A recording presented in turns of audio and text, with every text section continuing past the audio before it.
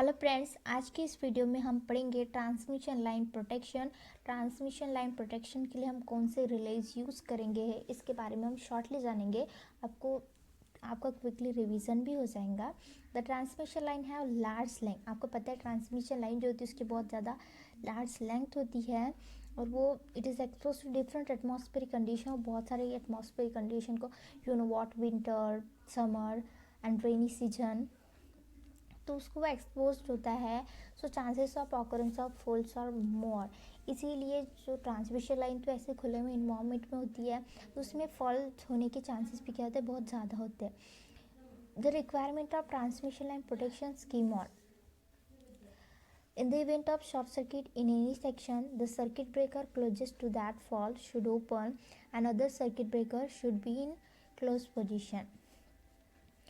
Transmission line protection के लिए क्या रिक्वायरमेंट है, तो सबसे ज़्यादा जो फर्स्ट रिक्वायरमेंट है कि अगर लाइन में शॉर्ट सर्किट फॉल्ट आता है तो फॉल्ट के पास का जो सर्किट ब्रेकर है वो सबसे पहले ओपन होना चाहिए और अदर जो सर्किट ब्रेकर्स है, फॉल्ट के जो दूर जो सर्किट ब्रेकर्स है वो क्लोज ही रहना चाहिए।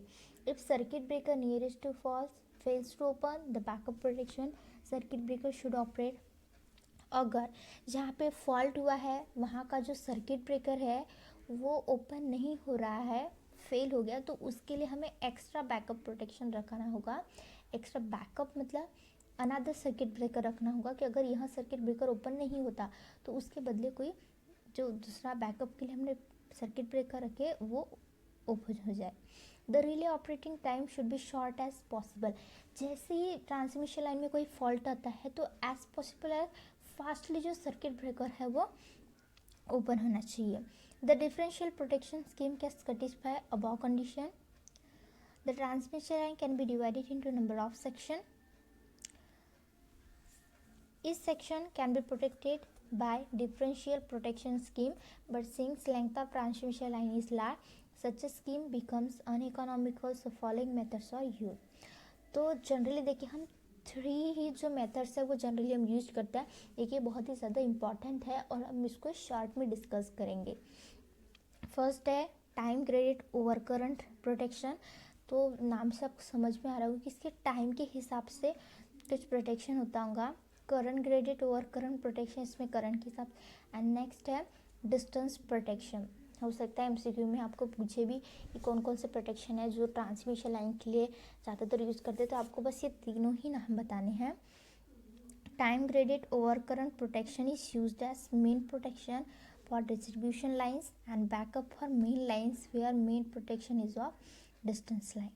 Current graded protection is used where a time lag can be permitted and instantaneous operation is not necessary. अगर इंस्टेंट ऑपरेशन नेसेसरी नहीं है तो करंट ग्रेडेड प्रोटेक्शन का यूज कर सकता है। Distance protection is applied where time lag can not be permitted. Then हम first discuss करते हैं time graded over current protection. तो आपको डायग्राम में देख ही सकते होंगे कि ये थ्री सेक्शन में डिवाइडेड हुआ है।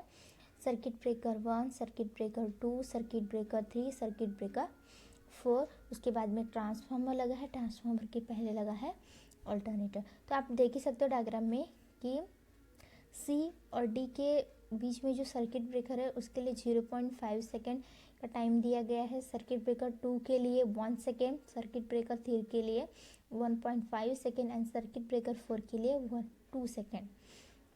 पहले हम पढ़ लेते हैं उसके बाद हम समझेंगे।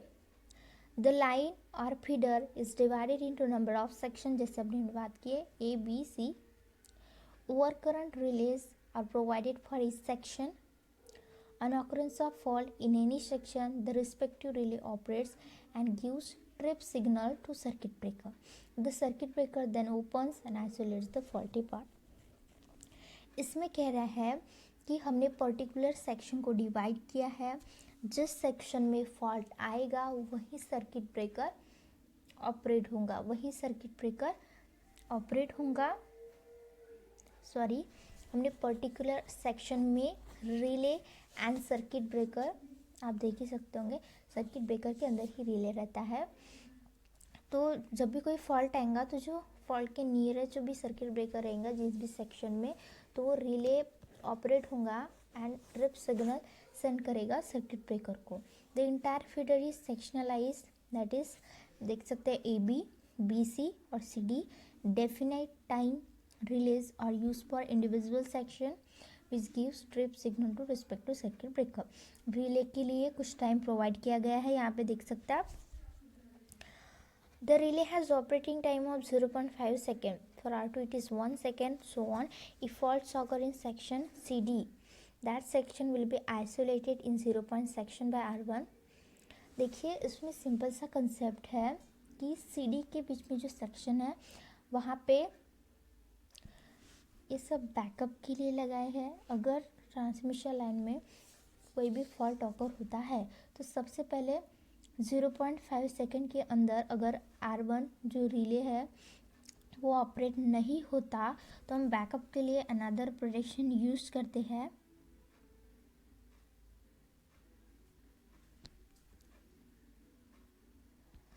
तो देखिए इन सभी रिलेज को कुछ टाइम प्रोवाइड किया गया है। अगर 0 सेकेंड के अंदर में R1 रिले है वो ऑपरेट नहीं होता है तो जो कमांड है R2 ऑपरेट होगा 1 सेकेंड के अंदर। अगर वहाँ भी 1 सेकेंड के अंदर ऑपरेट नहीं होता तो R3 ऑपरेट होगा 1.5 सेकेंड के अंदर।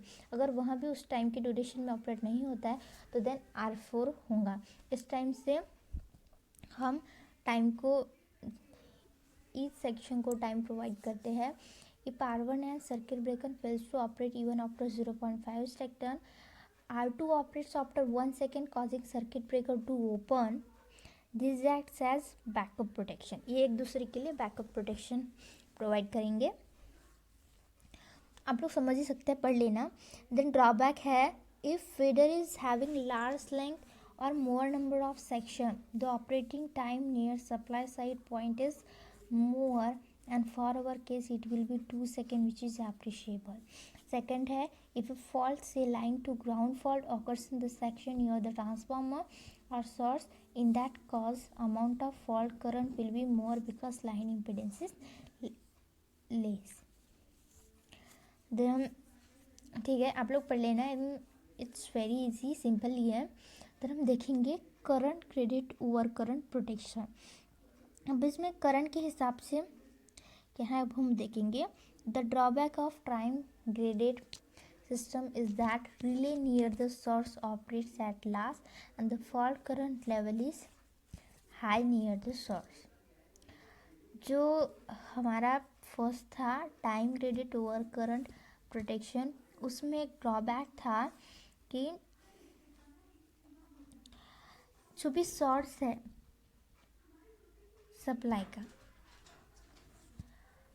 तो उस साइड में जो रिले है वो लास्टली ऑपरेट हो रहा था और सोर्स के पास में जो फॉल्ट करंट है वो बहुत ही ज़्यादा होता था।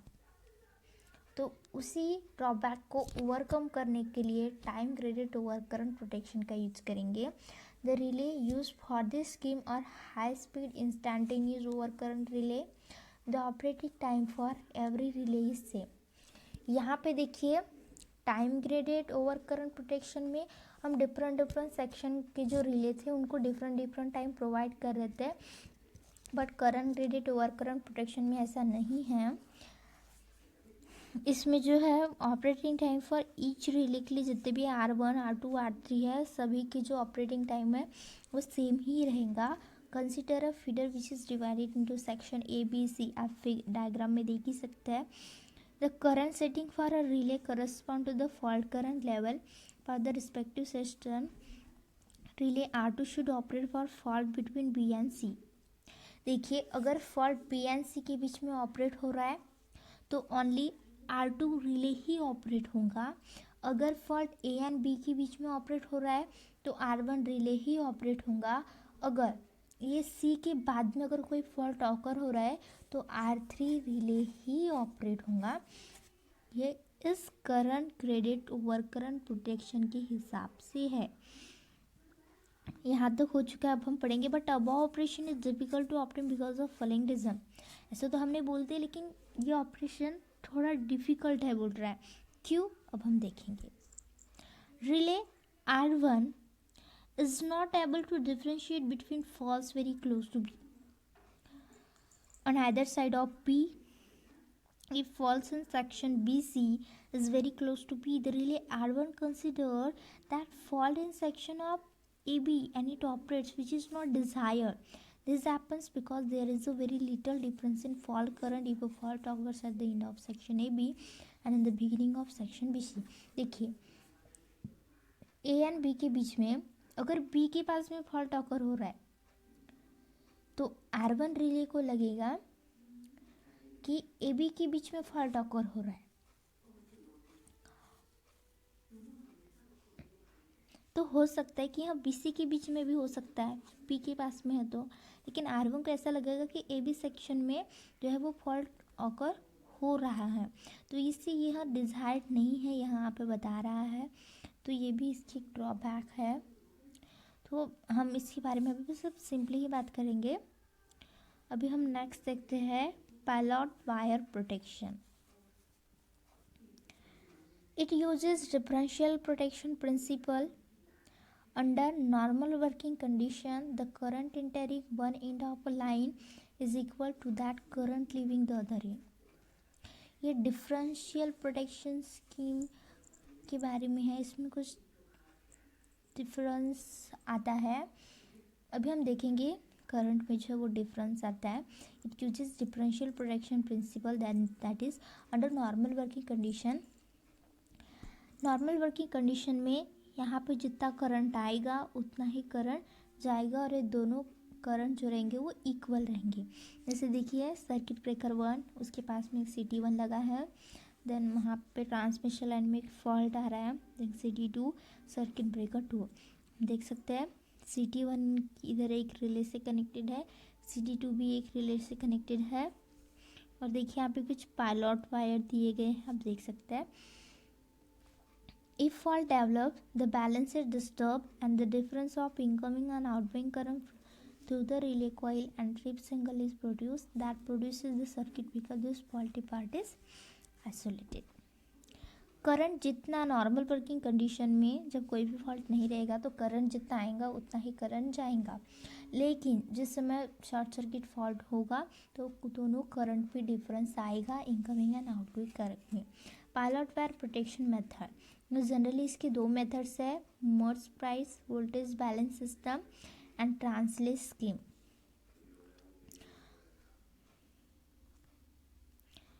तो हम देखेंगे Merz price voltage balance system.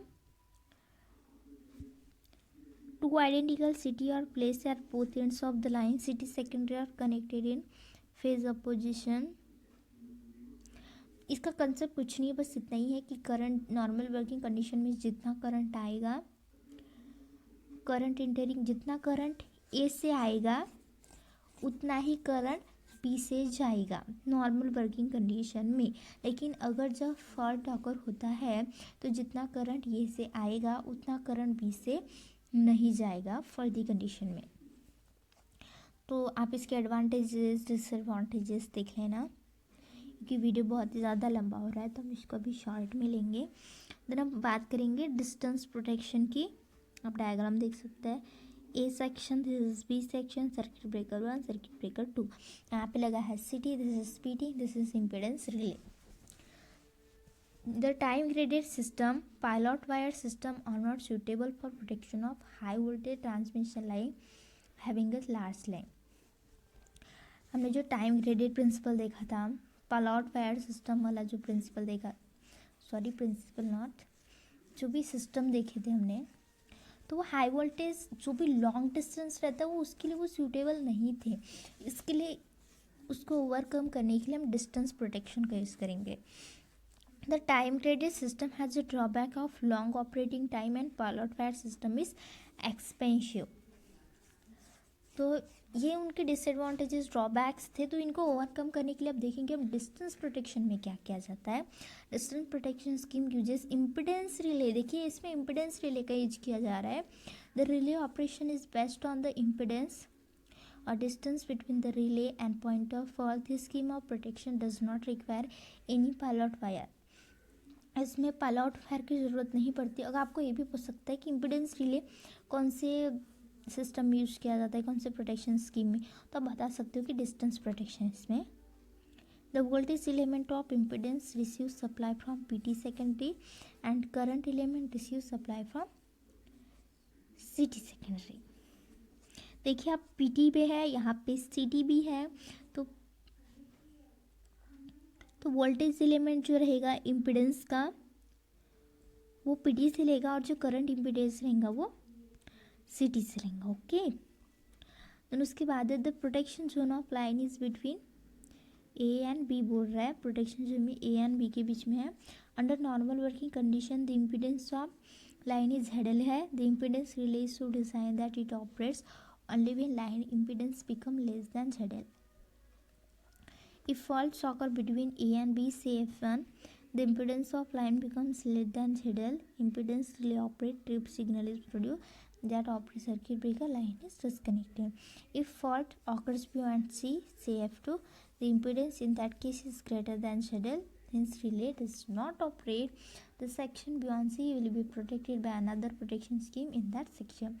Advantages है, no need of pilot wires. Pilot wires किस में यूज़ है क्या? नहीं है. लेस एक्सपेंसिव है. ऑपरेशन भी बहुत सिंपल है. 3 zone protection scheme can be employed to increase reliability.